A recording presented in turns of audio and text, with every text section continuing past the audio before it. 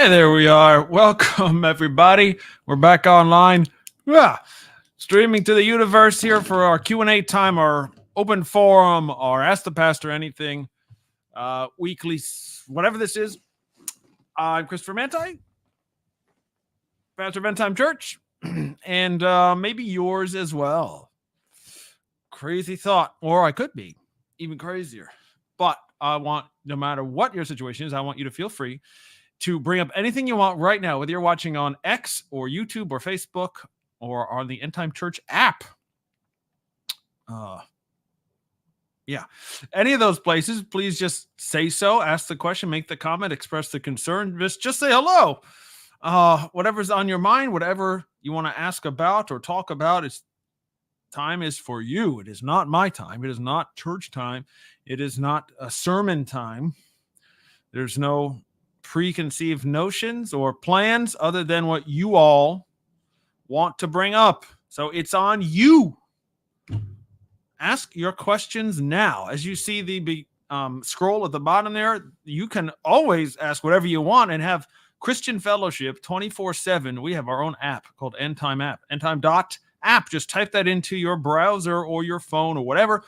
It'll bring you directly to your app store for your device. It's completely free, and it's for the church by the church. There's no denomination, no big tech, no big business, no big nothing. Behind it is just us being the church together. So get it and use it. And of course, it's dependent on your giving to sustain all of this that you're seeing in that app and everything else. Endtime.Church/give or support whatever you can do. If this blesses you, please bless us in return. Maybe become a member. Crazy talk all over the place here today. Okay. If this is your first time watching, or maybe your first time asking, or you're thinking about, well, maybe I want to ask, but I don't know who, no one knows who I am, or this is new for me. I want to encourage you to go ahead and ask away, because you will get a free book. That's right. In fact, I'll put that at the bottom of the screen now, right here. First-time questioners will receive completely free my book, Flee to the Mountains. This, not the hardcover version, PDF, okay? Sent direct to your email. All you have to do is ask the question here and then send me an email at the address that you see on the screen scrolling, Christopher@Endtime.Church. And then I'll send this to you. No questions asked. Well, except for yours. Except for the one you ask. That's the question asked. And then you get this. I figure that's a good incentive. Who wouldn't you like a free book? It's $13.99 on Amazon for the paperback anyway. $10 usually for the PDF, but it's yours for $0. Hardcover is like super expensive. It's like $30 or 20 something. Anyway, I thought I'd get one for myself because I wrote it. Why not? But it's about the church's responsibility to Israel in the last 7 years of the age. Woo, scary. Might be exciting. There's maps. There's all kinds of information here that you've probably never heard before. So please go get it. Or if you want it for free, ask a question. Time's yours, friends. Time is yours. Say hello if you're out there. I know you're watching. Come on in. Again, X platform. Just type it right there in the chat. Type it right there on YouTube. It's time for you to drive the show. We are live now, taking your questions. Ask me anything. Maybe you heard what we talked about this past week in Endtime.Church. We have a church service, did you know, online church every single Monday night for the past 6 years. So you got a lot of content to pick apart if you want to. Or something completely different or new, or your pastor or church is somebody different. Hello, T-Saurus and Connie. Connie from Spokane, Washington. Bless the Lord. I used to live in Coeur d'Alene, Idaho. Right down the street from Spokane. In fact, I went to Costco a good amount of times in Spokane back in the day. And I went to the sports arena and all kinds of Spokane school. Okay. Quite near. Yep. Just down. What is it? Is it Interstate 90? Anyways, right. We got Northern Michigan checking in. Hey, Sue, welcome on YouTube. Bless you. Thank you. I'm for some reason, I'm a fan of the Michigan Wolverines, by the way. I've never even been to the school. So don't ask. I mean, it was because I was a little kid and I thought they were the coolest team I saw. So I started rooting for them. And that was when Jim Harbaugh was their quarterback. It's how long ago. Anyway, let's move on. Yep, 90. All right, Brain. Good job. And go blue. Thank you. Hey, man, we're the champs. At least for this year, right? There's Costco in Coeur d'Alene now. Ha! Look at that. See, that's how long it's been. Been about 20 years, actually. More than that. Anyway, awesome. Thank you for checking in, guys. So anyway, Connie, Sue, whoever else, ask away. Like Tyrannosaurus has really, really gone right for that gusto here. Okay, so this is a question from if you ever heard of a man named Nick Redfern, he's a UFO investigator type of guy. And he wrote a few books, and one of them is an extremely interesting but disturbing account called, what was it called? The Final Days? Final Things? Last Things? What the heck? I got to get this right. Final Events. Final Events. Okay. And this is a book about the so-called Collins elite, which he was, I don't know if you want to say serendipitously or whatever, connected through various interviews and things with, according to the people who told him, they gave him a history of this secretive, unofficial group in the United States government that was formed in the 1950s, basically.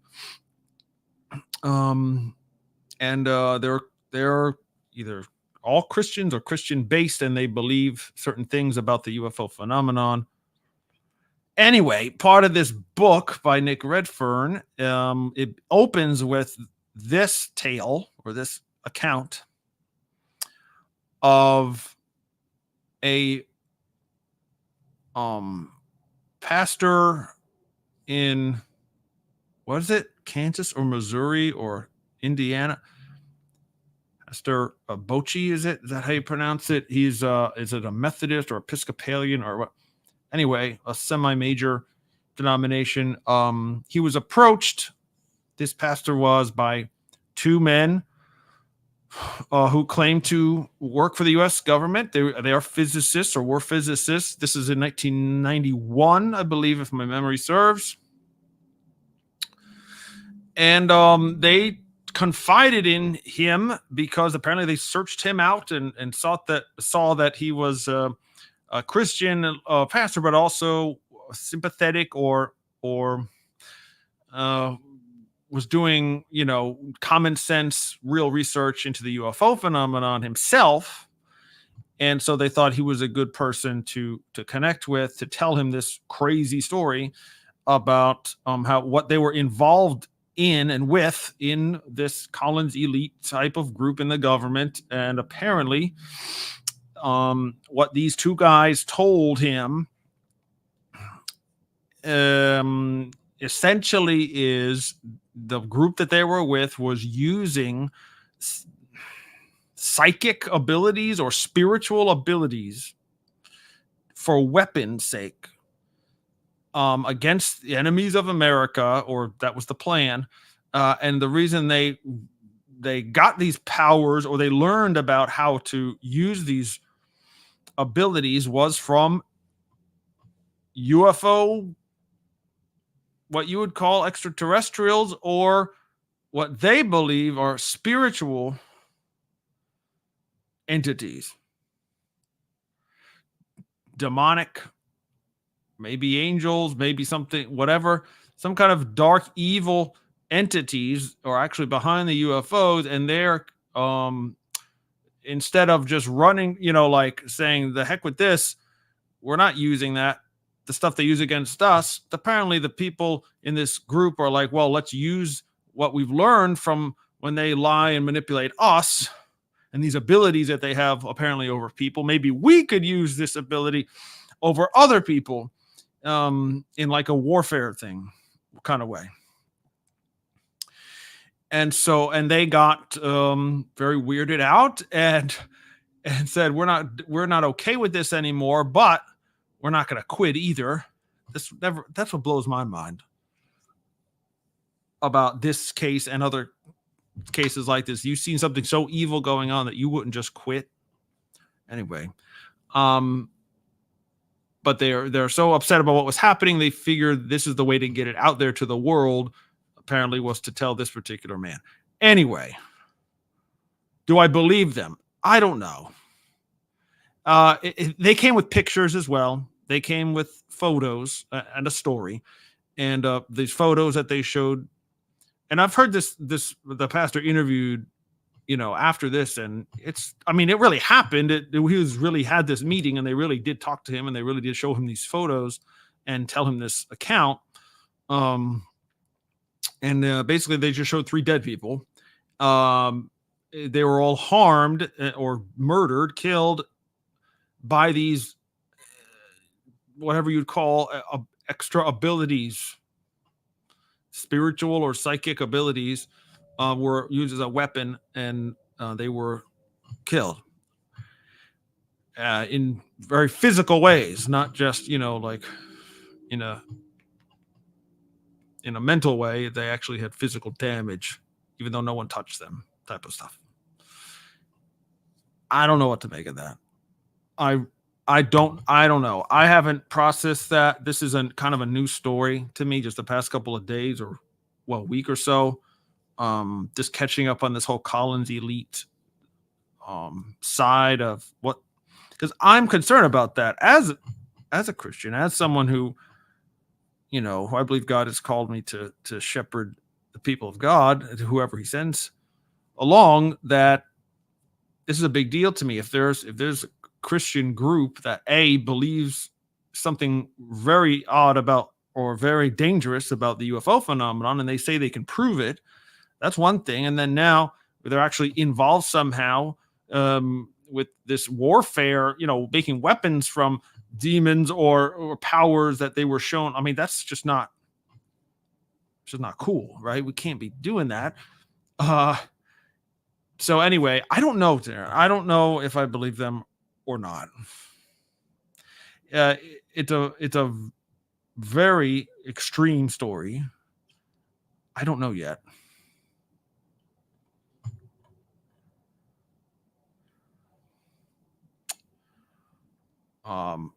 It's actually Bush. Well, that would make it easy, wouldn't it? Silly Meta, you. There's the 3 people who died. Those pictures that they produced. One says one man suffocated, one woman with her skull crushed, and a man with cardiac arrest. All physical attacks from somehow psychic means. All by remote viewing. I don't think you'd call it that. It's actually remote killing. You're not just looking, you're actually attacking someone else. These men are saying the Collins elite directed the experiments that killed these people, or were the Collins elite opposing other in government who were doing the murder? It's not clear at all what they were saying about the Collins elite, other than they were a group that was part of this, or was assenting, like watching along and not doing anything about it. I'm really not sure. I don't know. I read the book. I finished it. I watched the interview on YouTube with the pastor. Like, I'm just not sure what exactly the tie-in is with the Collins elite, other than apparently they say they exist and they were either participating or they were watching or they were interested in how it all worked. I'm not sure. I'm not sure any of those things are good, like, no matter what the truth of that is. Anyway, sorry about that rambling answer, but most folks probably have no idea what that's even about. So I encourage everyone to find out. But that's just the opening chapter of that book. There's even more weird stuff after that had nothing to do with those two physicist guys. Okay.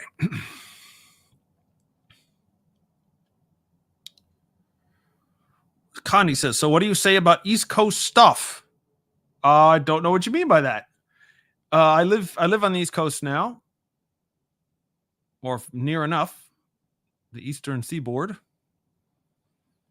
I did before I moved out west, and now when I came back here. How about the hurricane and FEMA?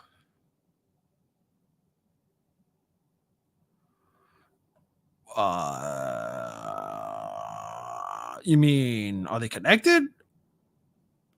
I mean, FEMA, obviously, Federal Emergency Management Agency. They're supposed to respond to emergencies. Like, obviously, we had a terrible, incredible amount of rain damage, over flooding and dams breaking, and all this. Towns are wiped away in North Carolina, and lots of damage in Georgia, South Carolina, and Tennessee. Just some parts, obviously not the whole states, but some parts are really, really badly flooded and extreme damage. Towns are just having real consequences there. I haven't really gotten into the whole weeds, because every time a disaster happens, the government never moves fast enough. It's just always true. Especially the people who are affected directly, I'm sure they're exactly correct when they say we don't have help as fast as we need it. We can't get out of here, or we don't have services or whatever that we need to survive, and government takes its sweet time. That's normally what happens. It's a sad but true. But I don't know currently what the status is of that. Maybe you can clarify, Connie.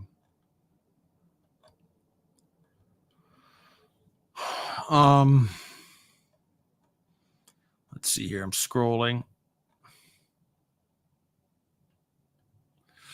What's the other YouTube channel for this? I'm not getting notifications for it. Do you mean when we go on the air? Whether it's the Endtime.Church YouTube channel or Wings of the Eagle, we go live on those two channels every single service. Whether it be Mondays or Fridays or whatever. Just be sure to hit that little bell to get notified. On YouTube. The app itself, unless you're talking about that, that should automatically just show up as a post in the app. But yeah, YouTube, you just have to hit that bell. It's supposed to notify you. But yeah, so Endtime.Church has its own YouTube channel, and Wings of the Eagle has its own YouTube channel. But it's on both of those. Right. Question about Halloween. Okay. Wait, before we get Connie's following up real quick, Marinon, hang on. Body count not matching, people on the ground reporting way more. Well, I don't know about any of that, Connie. I'm not getting into any of that. This is like it's only been a couple of days. People are like, I'm not saying it's like a war, but it's similar in that when attacks happen, or when people are missing, they can't count them as dead because they're not confirmed to be dead yet. Sometimes they're just missing. A lot of the times they do end up being dead. I would not personally, just going through these tragedies and storms and hurricanes and tornadoes and warfare just over the years, over and over and over. It's really not healthy for us as an outsider to pay attention, honestly, to those numbers. They will always change. I don't think there's anything nefarious going on. I mean, FEMA is just you and people like you and me who want to help with when disasters happen. So it's they're not everywhere at all times. So yes, there's going to be issues for sure. And yeah, at the end of the, I mean, we're a big country, huge, and at the end of the day, no organization or no country or no whatever wants to admit that they failed or the body count was super high and they could have helped somehow, right? You always want to put the best. Unfortunately, you just want to make yourself look good a lot of the times. Not saying that's what they're doing, but that's what you see sometimes. Eventually, it all comes out.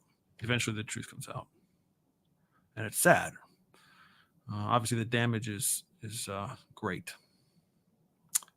Okay, married on.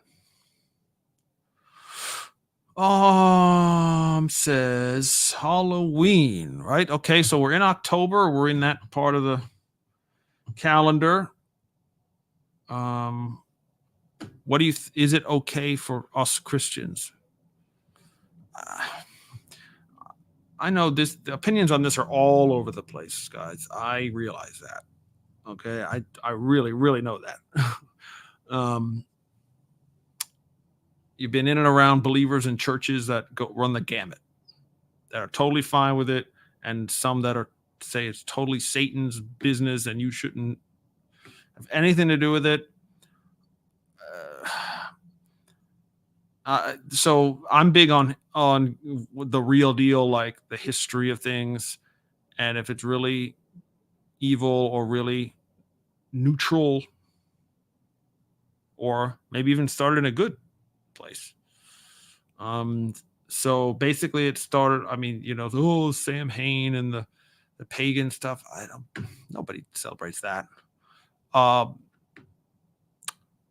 it was what the Catholics would call All Saints Day was the day after. So this became a way of acknowledging the dead people in your family and honoring the saints that had died, or in other words, the believers, the Christians that had been martyred or just died. So it's not a bad thing in that way. I don't know. So I can, yeah. I mean, I don't like if little kids are dressing up like evil, killers and like bloody monsters and stuff like that. Just it's kind of weird. I never really got that. Putting on a costume, there's nothing wrong with that, right? Purim, if for the Jewish people, is like that. They put on costumes every year, and that has nothing to do with Satan or evil spirits. Dressing up as stuff is fine. Going to go get free candy is also fine. I don't mind that at all. I'm all for it. I participated in it. Yes, I did. Until, again, did I wear scary stuff? I don't think I ever wore anything weird or super like gory or like evil. Everyone's a teenager once, I guess. But yeah, so I did that until they wouldn't give me any more candy because you're too old. And yeah, so I'm kind of right in the middle, I guess. I do not think it's great to go in on the evil stuff, and I also don't think it's to be prohibited just because you're a Christian. I don't think it matters one way or the other. I think if you have a personal problem, don't do it. But it's not like an antichrist thing. Certainly not the way we Americans do it. Halloween, a Tyrannosaurus says, what makes Halloween more difficult to determine is most histories of Halloween are full of nonsense. Yeah. Yep. So for me, I mean, I don't know. For me, it's like putting on a costume and you get free stuff sounds good. I'm not dishonoring Jesus with that. Some people hand out tracts. I know my pastor locally here, Pastor Randy, does that and has done that for years. People show up at their door, they have candy, and they have a tract that they'll stick in their bag. Just to, make sure that Jesus is part of the, the gospel's going out. Do that. That's cool. It's the way to get to be evangelistic when you're usually not. People come right to you. Thank you, Lord. Right. So that's my thought, Marion. That's my opinion.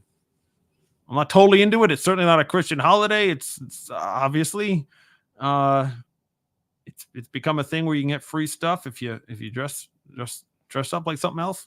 Okay.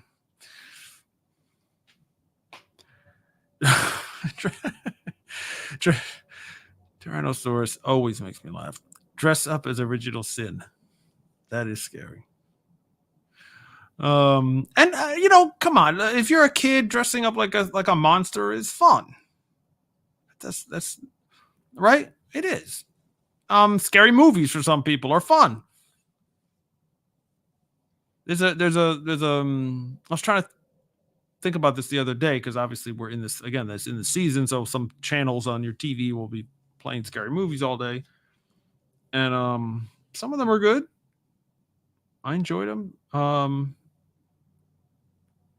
And a lot of the like the not the gory, jump scare garbage that we usually see now for horror movies, but like scary movies that are worthwhile usually have a very strong spiritual element, right? Like the scariest ones are like the classic, like The Exorcist. That's about demonic possession, or about Poltergeist, right? I just watched that the other day. Fantastic movie, because it's so personal about a family and about spiritual entities and being affected. And anyways, it makes you think about that stuff. Then it's good. Maybe figure it can't be that bad. If you're oh my gosh, I need God to help me. I need Jesus can deliver me or deliver us from these things, or is the spiritual warfare going on in real life. This is maybe a window into that, or makes us contemplate these things and life and death and how precious life is, and that how we are going to exist after this somehow, and we better get right with God. This is all good.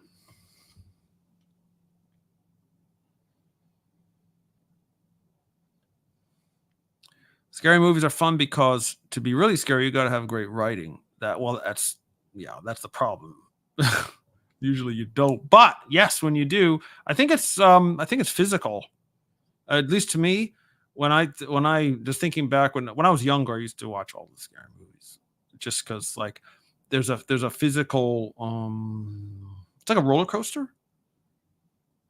If you have any roller coaster fans out here, when you're on it, you're kind of panicking, right? I mean, at some level, your body is preparing for death, is preparing for bad things that are going to happen. And when it doesn't happen and you get off the ride, you are so thrilled that nothing happened.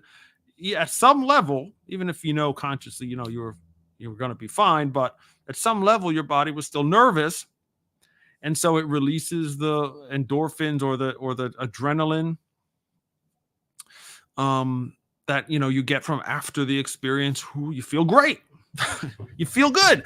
I think that's how part of the reason why people like scary movies is probably because you feel so terrified or nervous or something bad's going to happen for those 2 hours during the movie or whatever, and then you get out and you made it, or hopefully you have some kind of ending where it's somebody escaped or somebody got saved, and the evil has been defeated or something, and that feels good. So I think that's part of the appeal. Anyway, it's a long Halloween answer for you there, Marion. Hey, bond servant. I never watch creepy movies, she says. I'm still haunted from The Birds. Wow. The Birds. Alfred Hitchcock. Old school. Not calling you old school, bond servant. But that's a classic, sure. And as a fan of birds, I think that's a very terrible, terrible movie. It would never do that to us.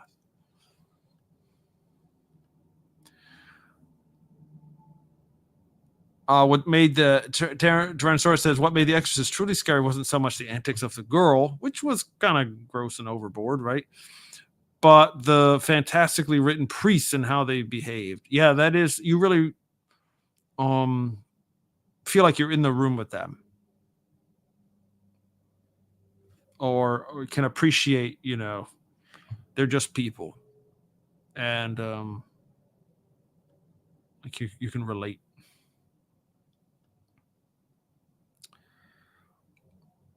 Yeah, right. Unlike The Omen, where the priest runs around hysterically. Oh my gosh, The Omen. Oh, I remember from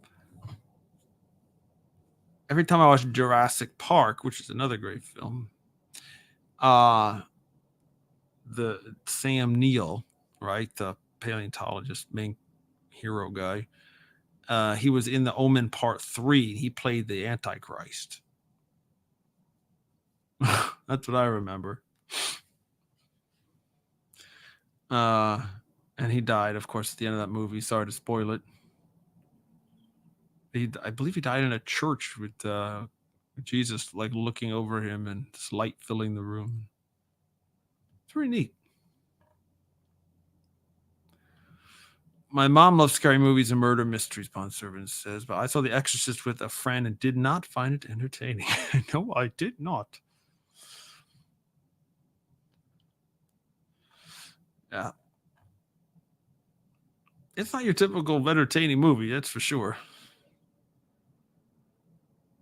But as Taryn says, it well researched because it was pretty much true to life, or based on the type of experiences that exorcists experienced or went through, and may probably piece together from different, true stories and became a movie. But as as Christians who deal with the demonic stuff, not all the time. In fact, not most times.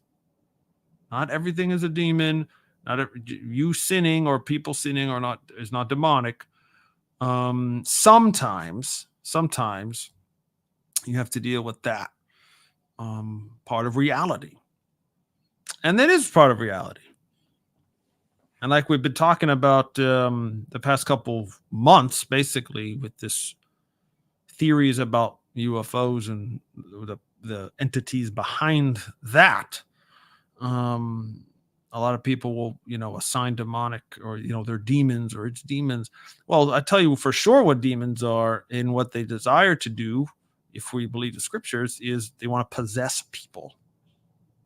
That's what they want. That's what they do. They really desperately want to be in a body again. And so that's what they do. So yeah, that's part of the Christian walk sometimes. And Jurassic Park is life. All caps. All right. Keep going, guys. Ask your stuff. Come on. We got time. We got people watching. It's great. Again, first time questioners, if you want a book, just send me an email, okay? Oh, Bond Servant. There she is. I witnessed a couple possessions. It was obvious off. They were delivered, praise the Lord, but not something I look forward to. Well, yeah, sure. It's not. It's not.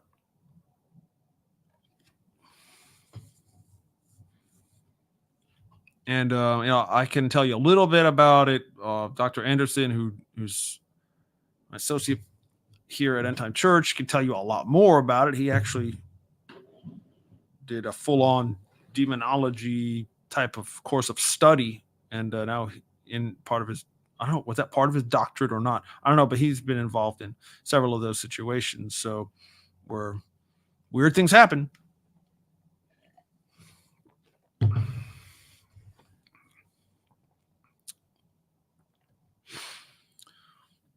The first part of Malachi Martin's exorcism book is the scariest thing ever. I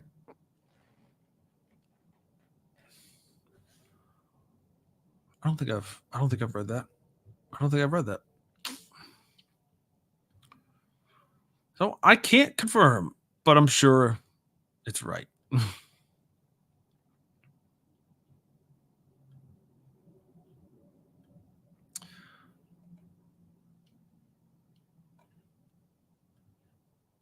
Okay, cool. I'm sorry. I'm just making sure we're on our End Time.Church app as well, and we are.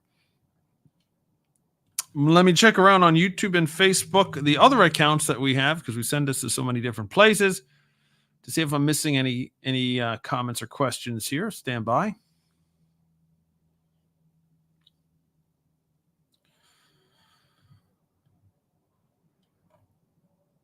All right, my personal Facebook page, always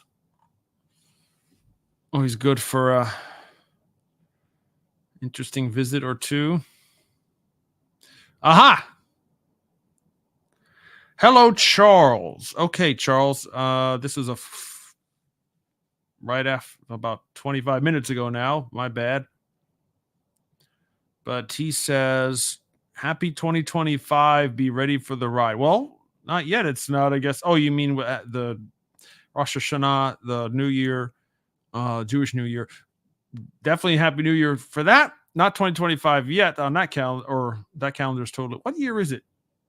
Tyrannosaurus, Bondservant. Somebody tell me what Hebrew year is it? 40, 50, 50 something or another. I don't know. Anyways, Project Stargate. Charles says, well, if you don't know what Project Stargate is, that was a real, I don't know if this is what you're referring to, Charles, but Stargate was a real program of the U.S. military, the CIA, about remote viewing. And it worked. At least somewhat.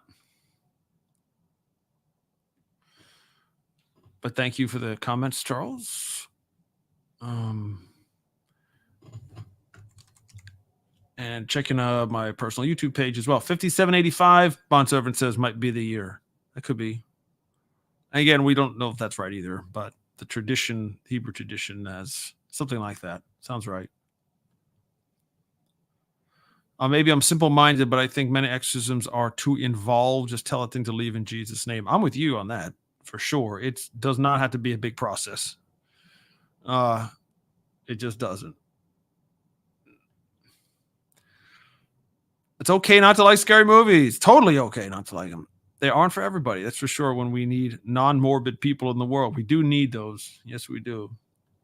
Okay, that's the story from Malachi Martin. Hostage to the Devil, story 1. It will infect your brain in ways that make you wish you hadn't read it. Well, then why would I want to read it then? Just asking. All right. Admirer Unity. Admirer Unity. Hello, friend on YouTube, who asks how to relate to the current ongoing conflict in Israel with Bible prophecy. Excellent question. I make sure I didn't miss anything from my Facebook page. I'm sorry, you usually don't hit any comments there, and I don't have one now. Okay, cool. Right. Well, that's the question, isn't it? We know Israel is the apple of God's eye. It's the Jewish people are the center of his plan, even today. Yes, the gospel has been preached to all the nations. All the Gentiles can come in now to the kingdom. We totally get that. Israel, though, he's not done with it. If we read Romans, it's very, very clear that they're still the center of prophecy in general, and everything that's going to happen prophetically always has to do with them. Even though us Christians in America especially like to make it about us, we're always worried about how America is going to be affected. Where's America's role? New World Order, Antichrist taking my freedoms away, which is all fine and dandy, but not in the Bible. It's about the Jews. And the only really time there's an intersection between, prophecy affecting the Gentile Christians basically is, are you helping those Jews? What are you doing to assist them in their time of trouble? That's when the devil's going to start caring about what you're doing, right? Anyway, so in general, yes, Israel's the place to keep an eye on. That's the center of everything. There is, I'm usually a bucket of cold water on my friends, on other believers who are doing the right thing and watching Israel and knowing that there's a great evil around them. And we know the great evil of Hamas and Hezbollah and all the Islamic enemies and Iran and Turkey and all that stuff. We get it. I get it. But there are prophecies of general hatred, right? General warfare and stuff. But then there's specific things that happen. And they say, okay, this is that. Right? What we just saw, or what we're going to see, is this specific thing in this specific place to this specific people or whatever. Right? This just happened. You can't, we're not at that point with Israel yet. Generally, yes, we're getting to the point where they're going to be sick and tired of fighting. Right? Israel is being attacked all the time and has never stopped. I've been a believer for 40 years now, and every single year there's a problem, Israel and enemies, somehow or another, right? There's no break or peace for them. Even though they reestablished the state of Israel to get away from their enemies are there anyways. So in that way, it's prophetic. But the general story is what we're going to see, the Bible tells us in advance, is there's a conflict around Israel. The enemies of Israel are going to fight amongst each other, and then they are going to come together as one nation or one unified kingdom. And it's at that point, that process, when those things happen, that's prophetic. That's, you can say, this is that. And we've done a lot of teachings on what those specific scriptures are in those books. Go check out Endtime.Church/live. You get all the playlists. The Fleet of the Mountains, the book. We've done courses on it. Anyway, this is the shortcut version. Watch and pray. Obviously, pray for the salvation of the Jewish people, for the protection of the Jewish people, for the gospel to go to everyone involved. But it's right now, it's just a general sense of if Jews are back in the land of Israel, which is prophetic, but it's not an ultimate thing yet. When their enemies get together, when their enemies fight amongst each other and then sort it out and become one kingdom and offer them this peace that we won't attack you anymore, all of them, not one or two, and not some public statements, but actual facts on the ground. Turkey, Iran, Iraq, and Egypt, for example, those are the main ones to look at. If they're together, totally together, one kingdom, offering one thing as one unit, now you can say, okay, prophetic times. And I'm not saying it's far off. It might be close, but it's not yet. Does that answer your question? I hope so.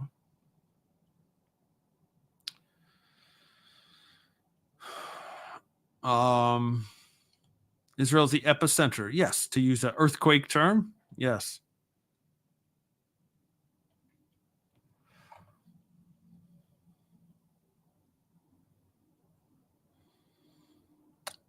Oh, hey, you're welcome. I'm glad.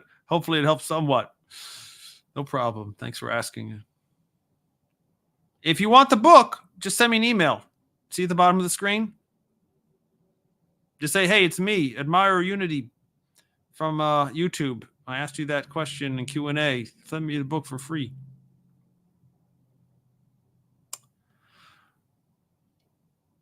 I'm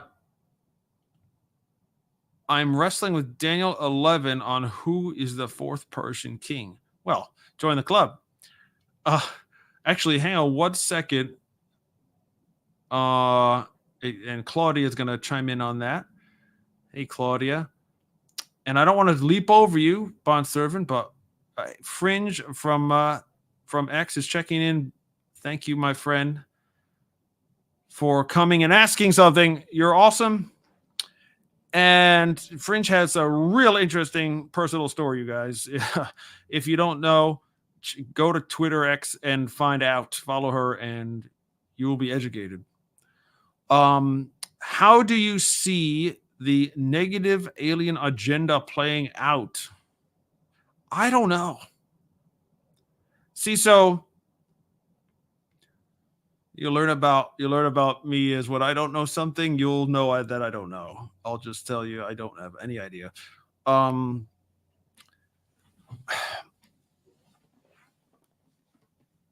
want to get it right. I want to make sure with the information, because there's so much, as you know, there's so much misinformation and disinformation, right? Stuff that just isn't true and stuff that's intentionally misleading around this whole subject. To wade through all that, and then to realize that there are, good-natured, good-intentioned people who are just aren't looking very deep into this at all. Whether it be the church, Christians who just dismiss it and dismiss the whole subject, and UFOs are demons and that's it, and abductions are fake, right? Or you could have gotten out of that and it's not a big deal, or it's not something I got to think about. All that, there's that. Not thinking it's a thing at all. It's for them to think about it anyway. And then there's the other side who thinks about it a lot, but to them, there's no critical thinking going on to see that looking at the broad view over years and seeing the details of these things, that I don't know how anyone can come to the conclusion that it's all sunshine and rainbows and light. There obviously, whatever's behind this phenomenon, call them aliens or whatever they are, they're not particularly truthful, and they're doing things that are evil, right? If Fringe would know, if these things are true, if they're kidnapping people, whether it's, I don't care how that actually works out, whether it's physically taking them somewhere or mentally capturing them or whatever, however that works, or both, or even what they do with animals, right? Or something's happening with cows, but you're taking people, you're kidnapping them, you're against their will, you're raping people, you're physically injuring them, you're wiping their minds of memories or putting false memories in. Like, all that is wrong and evil and not cool, right? So whatever that is, that's not a good entity, and that doesn't have a good nature at the core, right? So that part is negative and dangerous potentially. I mean, potentially it is dangerous to some people. And what are we going to do about that? And Fringe is saying specifically with end times prophecy. Well, I'm trying to work that out because, I know, I'm learning about the Collins elite and this whole thing, and I'm blown away by the fact that if there are believing Christians in the government, let's say, who are actually looking in, they know the UFO thing is real, they know the abduction thing is real, or that's happening, and their opinion just is it's demons, and we're not going to say anything about it. That's the plan. That's not the Christian plan. I know to your point, I know that again, the common belief would be if these are negative beings, if they're demons or if they're some whatever created by fallen angels, whatever. Um, if that's the MO, if that's the purpose, is to somehow just deceive people, well, that's par for the course. If it's to, steal souls, we can't. I mean, that's basically what it is, right? So to me, the end time, the prophetic view that I'm trying to work through is because usually the truth is something different, and I'm referring to like the big issues of eschatology, like is Israel important?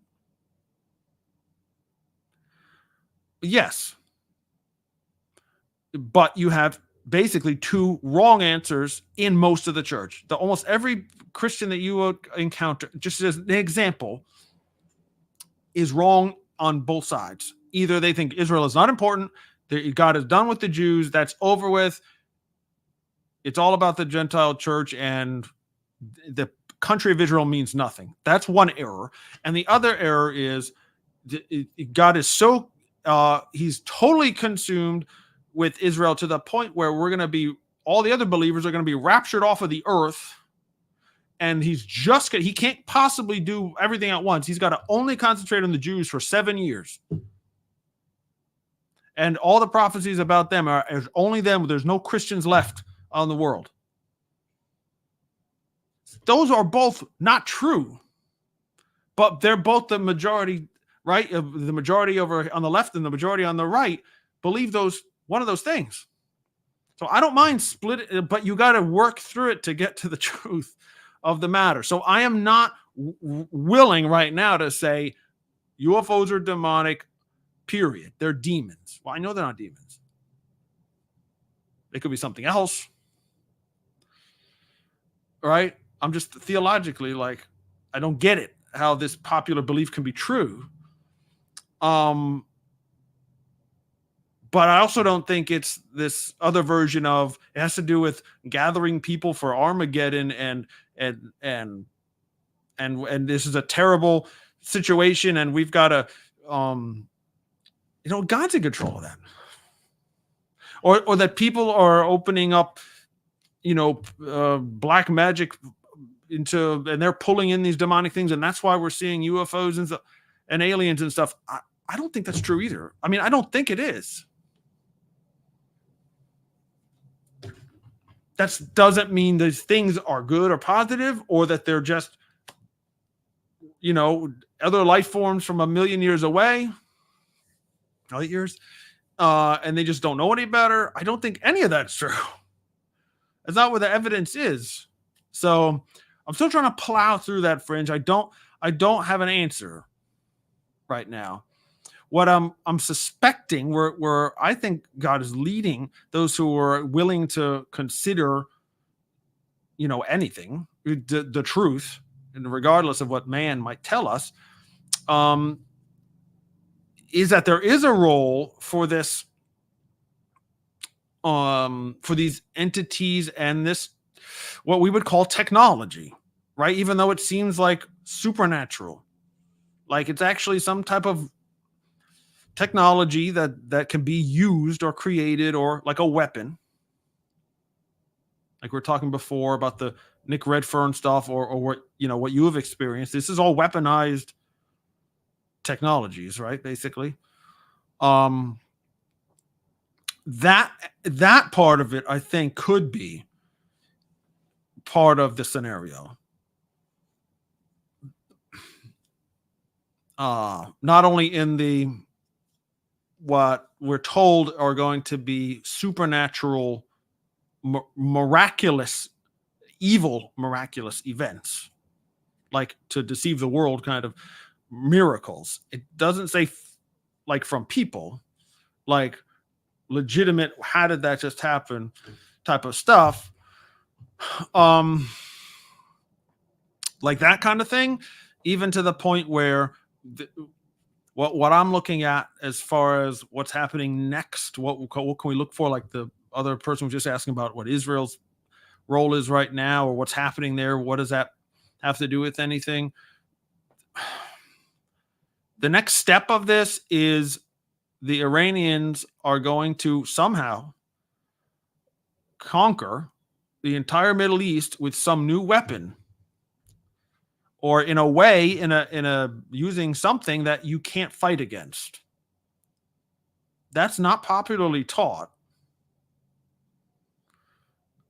Just that.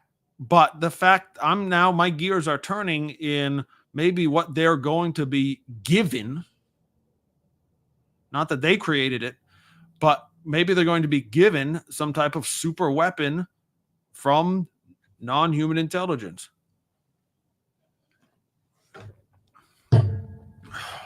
And that's how they're going to do what they're going to do. And then the final things really start rolling. So,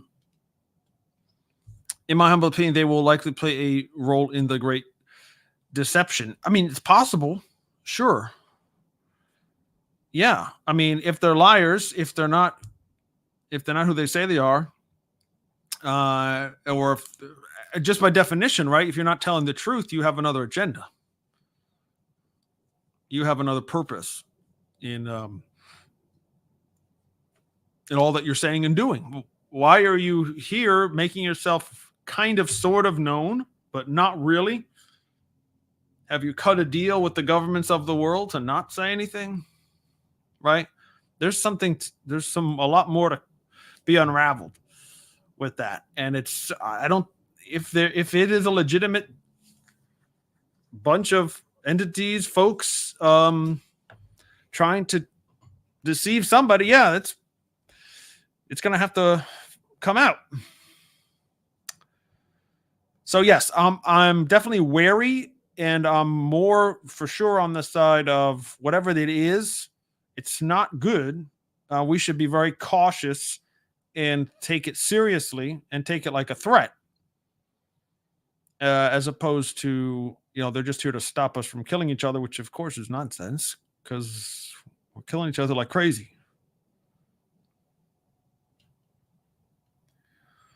Okay. Hope that helps you, Fringe. It probably doesn't, but I don't know yet. I don't know exactly. We're getting there, though. I have faith that we are getting to the bottom line. And yeah, we're working on. Taryn knows a bit about it. She knows a good bit about it. Bond Servant knows a bit about it. This hypothesis that is coming together that kind of is drawing from many places to something that I've never heard anyone advance before. So it's that type of stuff where the truth might be. Okay. Thank you, Fringe, for being there and for being yourself and holding up the Christian side of things, even though it's hard. Okay.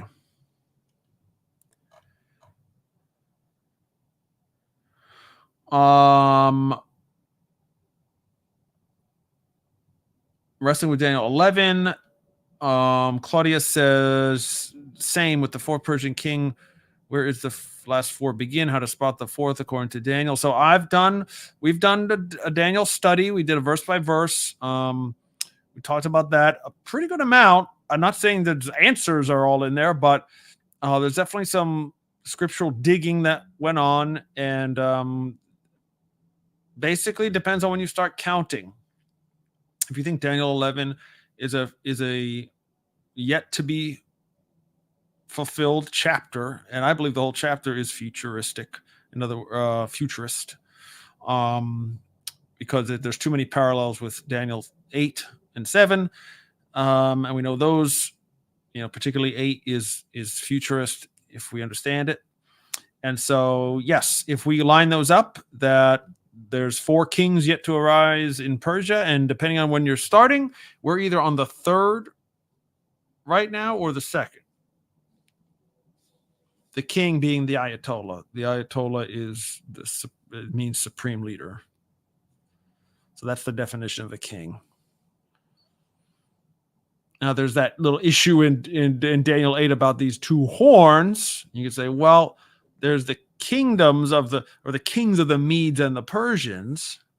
That's certainly how history, our example from history was. Yes, there was a united kingdom, basically the Median kingdom and the Persian kingdom just combined, and that's where you get Media Persia. The Medes right now, if they are anyone on earth, if they're not a dead culture, are what we call the Kurdish people.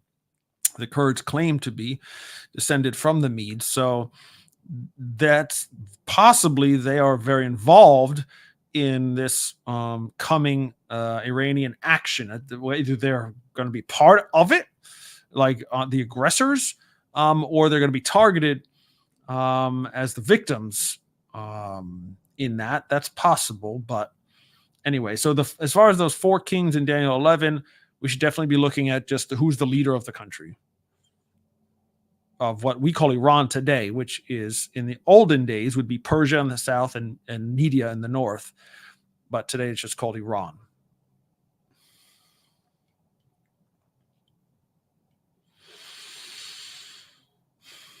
Okay.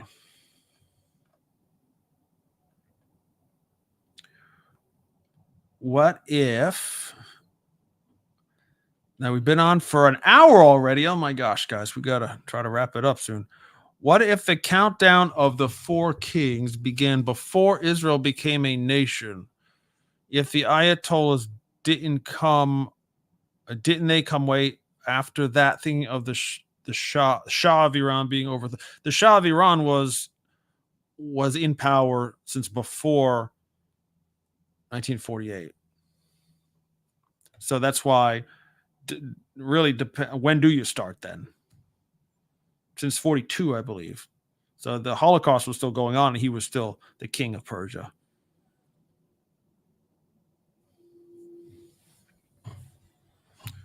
So that's the question. Do you start with him or do you start after him? Not before. I don't see why that would be relevant at all. It's just too far in the past. So if he is the first to start with, then we're on the third right now. If you don't start with him, that means you have to go after and start with 1979. 1979, now we're only on the second king, that means.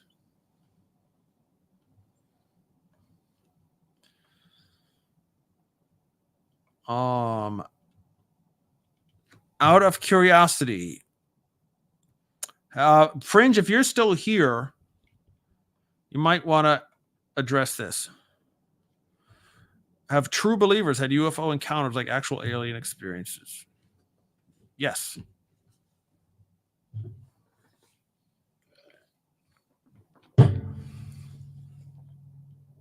I mean, abductions, do you mean? Communication with these entities who claim to be this or that? Yes.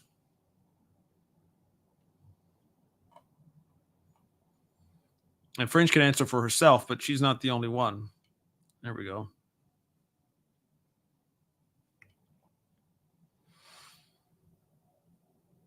It would be super, believe me, it would be way easier.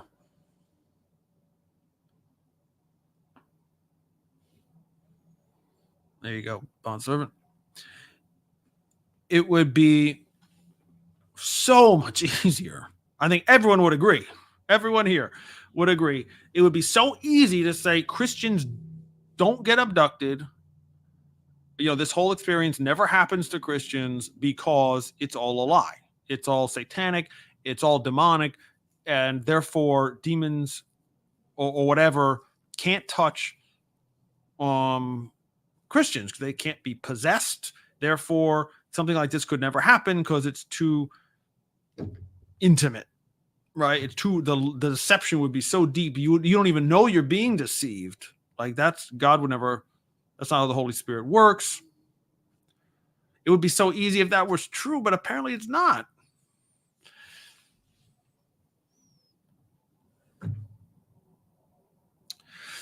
See now, okay, now we're getting in some good stuff.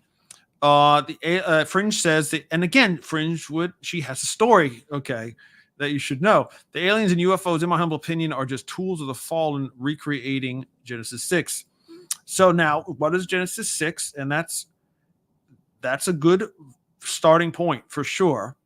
So Genesis 6, we have, and Michael Heiser was awesome on this, and many teachers are coming around to this, that Genesis 6 was a number, not all and not a lot even, but a number of angels who were rebellious against God. They were no longer interested in serving God and being messengers for him or doing his will. They want to do their own thing. So some of them left heaven, as Peter and Jude say in the New Testament, left their first home or left their estate or left their dwelling in the heavenly realm, dimension, the unseen world. They somehow, we don't know if they just decided to do it and boom, there it is, or do they have to get on a craft to get from one dimension to the next? The point is, some angels said, we're going to leave and go to the earth. And they did. And then when they did, their plan was to genetically mess with human beings by making women pregnant. Maybe that's because they just wanted to see how it felt. I don't know. Or see what would happen. Or maybe they knew exactly what would happen. And the results of those pregnancies were real pregnancies and real babies, but these babies were giants, literally. And I'm sure all the mothers were killed in those processes. And those were very strong, big, tough. It says men of renown, the ones you heard stories about in your mythology type of things. Those are what we call the Nephilim, the children of the fallen angels and humans. That's real. That's Bible. Okay, that happened. Now, after that, I don't know. A lot of assumption goes on after that. If we accept the book of Enoch as true, we have much more details.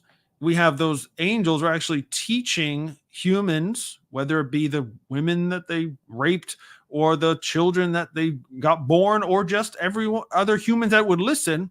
They taught them advanced technologies and they taught them advanced knowledge and wisdom about how the universe worked, how the earth worked, how to do certain things that the humans basically couldn't learn on their own or weren't at that point to understand.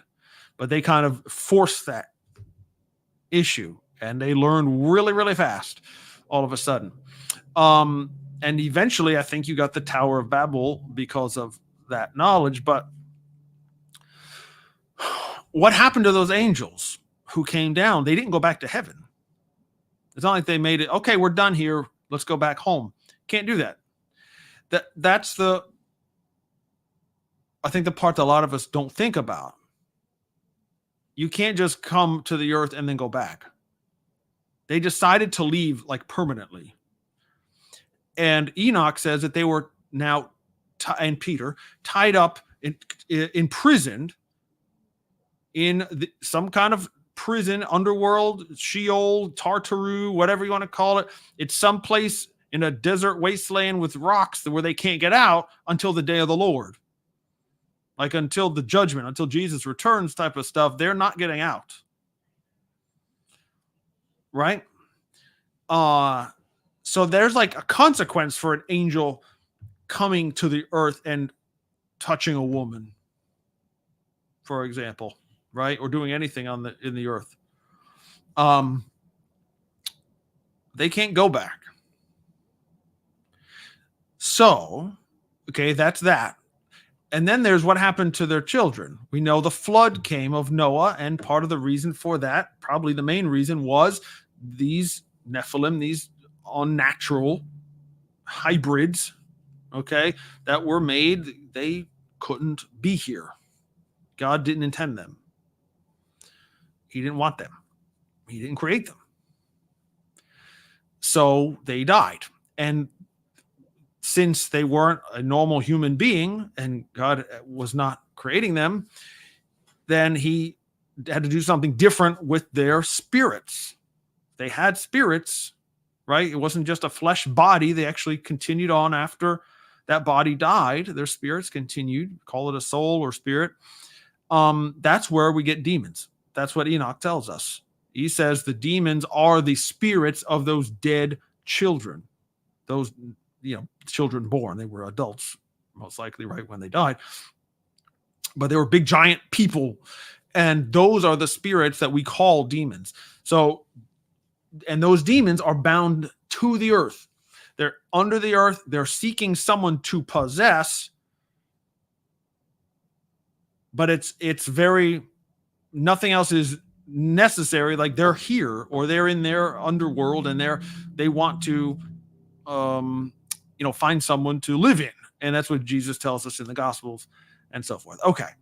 So the result of that Genesis 6 was extreme knowledge taught to the human race and these children that were not natural children. They were killed. Their spirits became the demons and the angels got locked up. Now, okay, that's in the past. Can something like that happen again? Is something like that happening now? I don't know. I don't think that we have a new batch of angels violating our airspace, as it were, and coming to the earth, because again, there's no indication that you can leave and then go back home. So if a new batch has done that and saw what happened to their brothers or whatever, right? They saw what happened the last time. They're not getting out. They're going to prison. They're not going to be allowed to, God says that's it. Could the same thing happen again? I don't think so. My sense, and the Bible doesn't really back this up, where they can do that again. Or a new batch could do it again. Maybe there's some other alternate plan to do something like that. I don't disagree that the plan might be there. But maybe someone had to take the mantle up to do the work. Do you know what I mean? Maybe the angels are restricted from now on. They can't do that. And you can't make any more demons. They're there. And there ain't no demons flying around in the sky or under the water, right? I mean, they're like, this is not that. So something else is happening. That's a whole lot of maybe nonsense.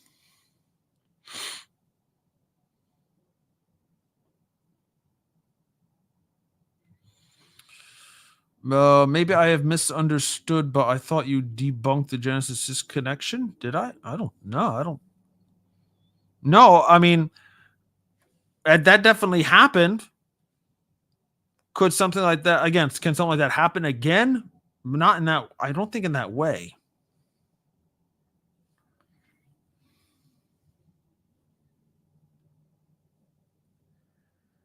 Wait a second here. Do they understand the Messiah was coming through the woman, so they wanted to corrupt the DNA? If we are to think like that, that's what I was always taught from an old pastor who believed this, that their purpose was to corrupt the bloodline, so Jesus could never be born.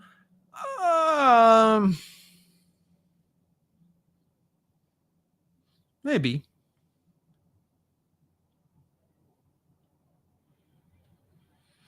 X stopped working for me. That's not cool. Followed Fringe from the MRX account, wanted to say, hey there, oh well. Well, yeah, that stinks. X is weird on your phone or something, man. Okay, anyway, this is really good stuff, guys. Really good. Claudia, I just saw recently posted on Facebook an Orthodox Jew lookalike. What's that mean? Saying the craziest thing I heard, that Islam is the Jews' tool of wiping or cleansing of Europe of Christians. New level anti-Semitism. the Jews to, come on. Yeah, this is about as silly as saying the Catholic Church invented Islam.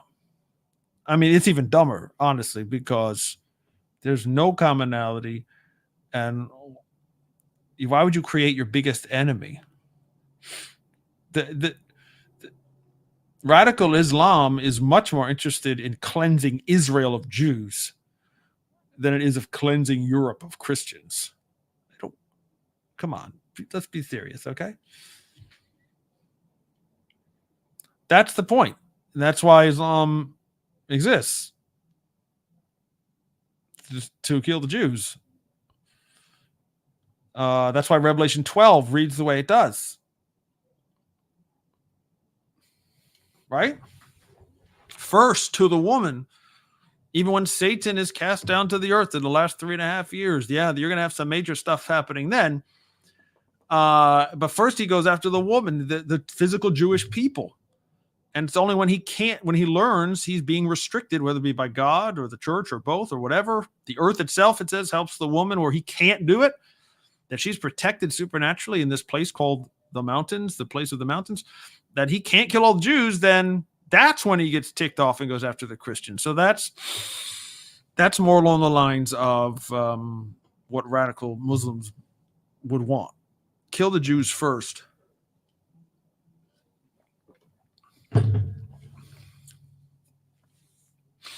But come on, a real Christian is no threat to a Jewish person. They know that.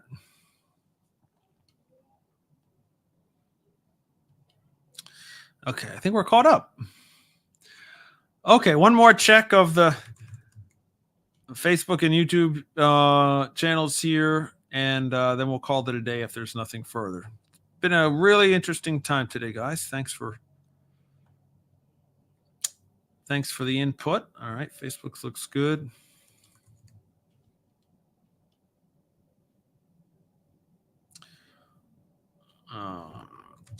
And then Christopher Mantle YouTube channel.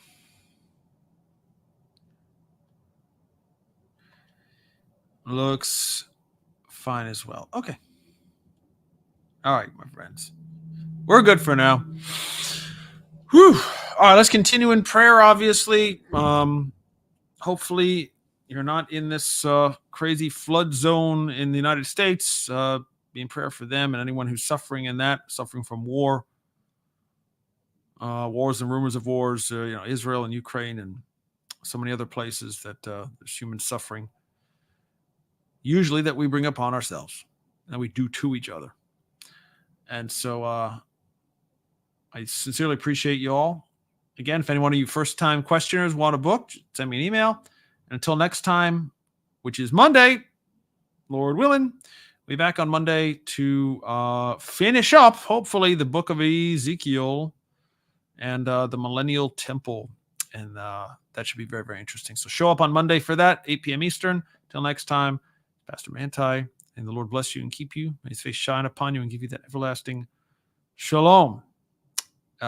Indeed, blow your shofars if you got them. See you next time.